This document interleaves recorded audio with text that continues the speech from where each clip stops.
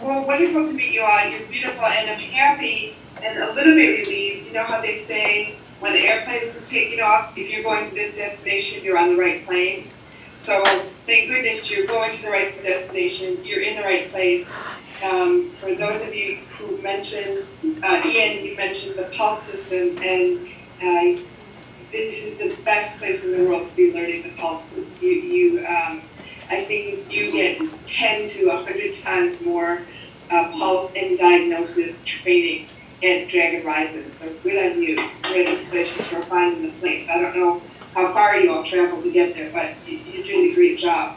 So for me, how calm has come into my life, for me, it's an idea that if we're lucky, we always bring the entire past with us, but it doesn't clutter up our veins, right? We don't get stagnation from it. We get to learn from it, and it always flows through us, and we get to bring what we know to it. So I know that one of the things in Dr. Hammer's work has said that the human being has not changed that much, and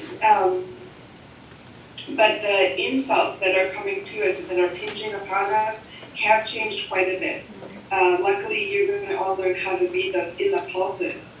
I'm a very neophyte pulse person because there's not a lot of pulse teachers where I was living when I earlier when I started my practice, and I remember feeling a leather pulse and going, what is this? And somehow coming to calm and finding out that it was about radiation. And interestingly, the person had gone through quite a bit of radiation treatment. And I could feel it in her blood and didn't even know it until it happened. So you're right on in the diagnosis. And the calm beauty is that you are encouraged to use your intuition, but also to verify. And you can verify it by the things that you observe and also the things that you actually literally observe with your touch. So it's very important. And I think of calm also as well as a practitioner. You have a table for someone to lie on. You have your needles. You know where to put them. You know the mechanics, and that's of course very important. But if you, it's kind of like saying to someone, go to sleep, but not giving them beautiful sheets, or giving them a down quilt, or giving them darkness, or giving them quiet to sleep. And so calm teaches you to really provide an atmosphere. And I do that, I like to do that in my entire life. So for me, when I treated people, I often treated people from my home. And I always cooked at the same time that I treated them. So for two main reasons. One, I've found, at least in my practice, almost everything that people came to me complaining about seemed to start from their gut. It seemed to start from what they were eating, how or if they were digesting well, and what was the whole atmosphere around their eating. Were they eating very quickly? Were they eating, listening to some really bad news?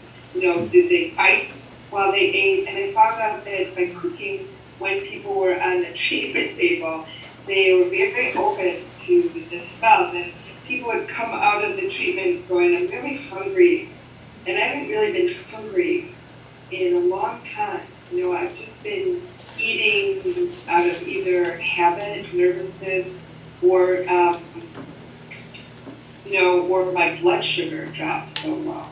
So I found that this is also a lifestyle thing and a concept that everything counts around you. So the smell of things is very important. The touch that comes with things is very important. And how things sound is very important, even possibly more so than how they look, because our eyes often fool us.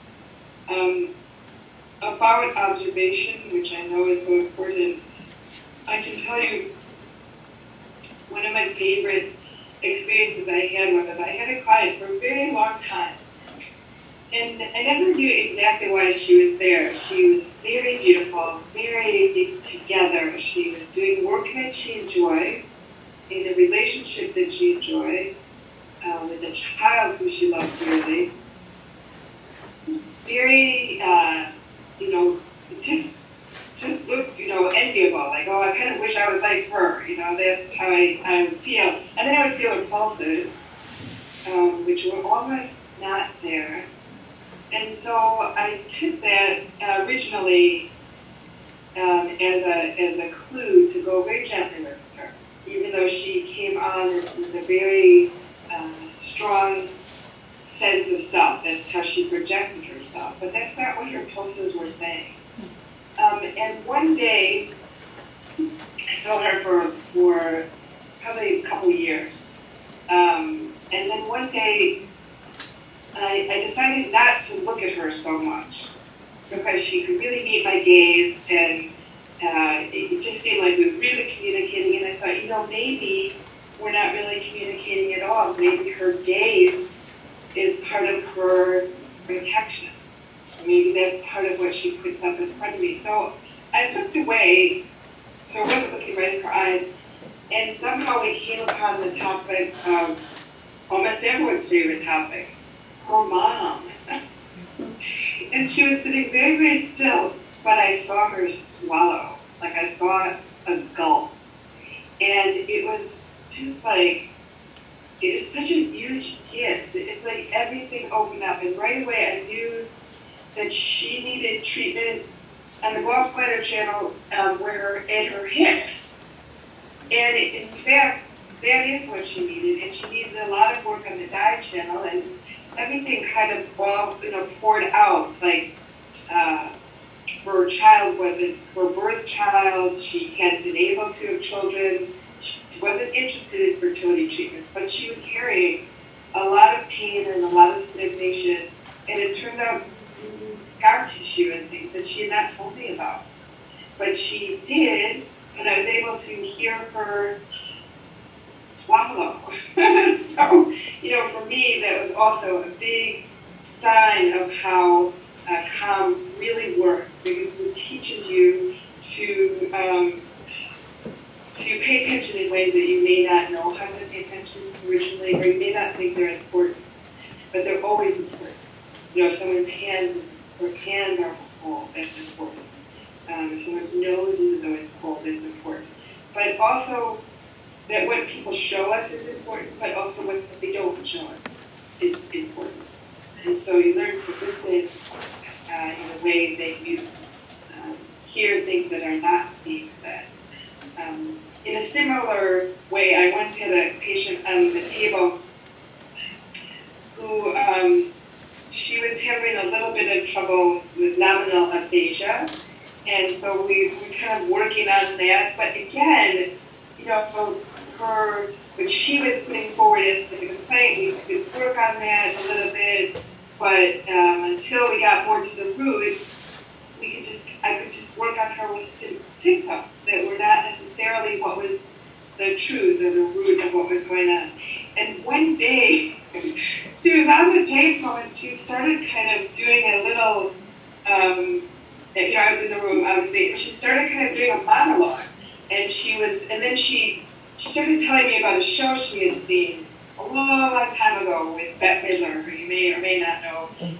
And she started singing on the table. And it turned out she had always wanted to be a singer. But she didn't know that she could just, for various reasons, she could do that, and she had to earn money, or she was alone, or whatever it was. It turned out she was a very, very funny person, and she also loved to sing and express herself with this voice that she was losing because she had this aphasia, and so she could not express herself. And I would say that after that, she joined a what do you call it? Like a little nominal aphasia. She joined a improv group, and so she started doing like humorous acting and improvisational acting, and actually her speech came back, and also her hair started growing back a little bit. because she was losing hair. And so it was just fascinating, but always it came from, like I said, I am not still a pulse expert at all. Just a pulse student, really. But it turned out that the atmosphere and I think the attention that she got from me and the safety that she felt allowed her finally to kind of let these things out and move her energy in such a way that she began to heal herself with her own actions and with her own courage. And stories like that always gave me evidence that the healing is a very, or can be a very misunderstood word, right? That I like to think of what I do more as, well, right here, my hand at the small of your back, so if you should start to fall back, I'm right there, but go. You know, you have all the healing tools that you need inside of you, and then if I can help you uncover some of those, then you can use them more clearly with more confidence and more assurance.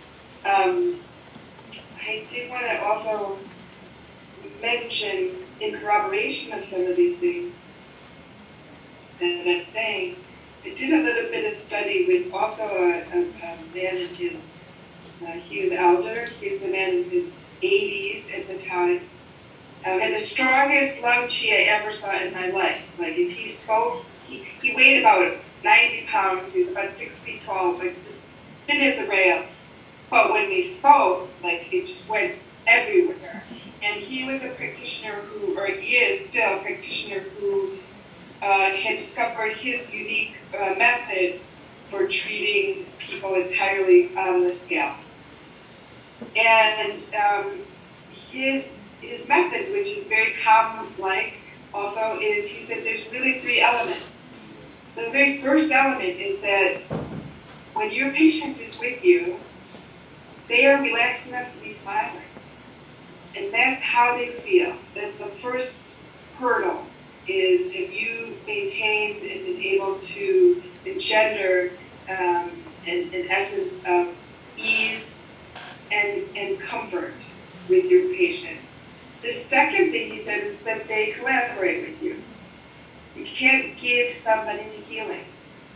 They have to be able to work in tandem with you. And he is actually very famous and has certain hospital privileges in China because his work has pulled people out of what other physicians consider terminal stroke symptoms. So he's been able to have people walking and talking, and I know that secondhand, not from a stroke myself, but from that of a close friend who I sent to be treated by him. And the rest of the doctors said, so sorry, wheelchair, you probably want to talk. And within 6 months, my friend was playing guitar again. And within a year, he was sailing and playing guitar. And he had gained about, I'd say, 85 to 90% of all his abilities. So this doctor said, in the era of calm, again, he said, the smile is number 1. The collaboration is number 2. So even when you have a stroke, for example, and you can't walk, you have to imagine that you can. You have to imagine that you can. And you have to see yourself doing that. And incidentally, there are also studies that have shown that when sports people are injured, they keep 80% of their skill intact just by watching the game. So you have to participate and use this noggin to do so. And the third thing is your technique. So you will be so filled with good technique through what you learn at Dragon Rises that you won't have any worries on that site at all. You'll be doing so well with that. And are you guys done? No. Yeah, and that's it. You know, mostly I want to encourage you to really do everything you can so that you're not replaceable by AI. Because any job will disappear possibly in our nearing future. but your touch cannot be compared, your compassion will not be comparable, and the questions that you're able to ask. And also, see yourself in every patient. I have gotten off tables before getting needle. When I look at a person, I go, in my head, I say, I don't want your hangover. That's like how I see it, because here we are, we take these needles, we put the needles in, and everything we are travels right into that person. So I be that practitioner who is what you want for your clients as well. You know, and you know, maybe I'm going off topic, but I think please realize that this method of calm is giving you tools that other practitioners don't have. And it's letting you triangulate what you may know deep down in your gut to be true. It's letting you verify that by feeling their pulses and by having very exquisite observation techniques and by taking thorough histories and looking at and helping the person who you're seeing find out what's in the root of what's going on with them. Not just in words, but really letting them see it and feel it and sing it to you. And be that person who can do that. And that's really what I came to tell you. So, and after Dr. Hammer, I know it's you know, it's the crumbs at the table, but the crumbs are good too because they keep the mice alive. But anyway, if you have questions, that's good. Otherwise, I think this is really what I wanted to share with you.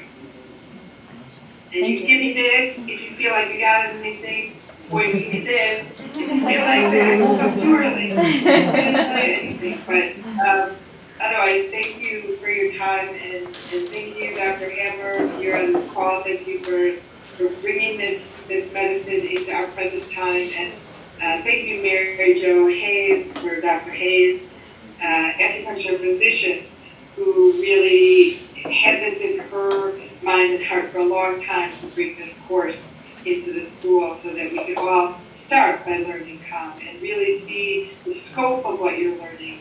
And it's more than the tools that you're going to touch.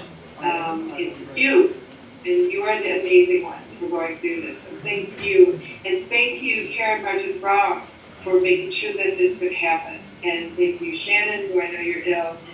So I hope you feel better. And thank you, Dr. Alvarez. I believe we haven't met formally, but I saw you from the eyes up today. And thank you for making this possible. And if there's questions, I'm okay with that.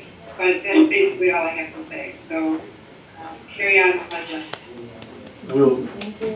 Thank you very much. We'll provide you. We'll give the students your email so they can send you their questions if they have any. Oh, and we can do that through it. I am the president of the Contemporary Oriental Medicine Foundation. And so we actually own the school. And we're there for you too. The foundation, I know they would want me to say this, so I'm going to say it. In a certain way, you're all looking in, and that's the job, right? Your beautiful director and the people who work with you, the teachers are all teaching you to go in. And the foundation board, we're in a certain way looking out. So we're trying to connect people with the world. And so, keep that in mind. At some point, we might ask for volunteers for events, and we'll have our website up and running and take a look and see how we can also help you over time. So thank you very much. Thank you for being here. All right. Yeah. You're welcome. Bye-bye. Thank you. Bye. Bye. Bye.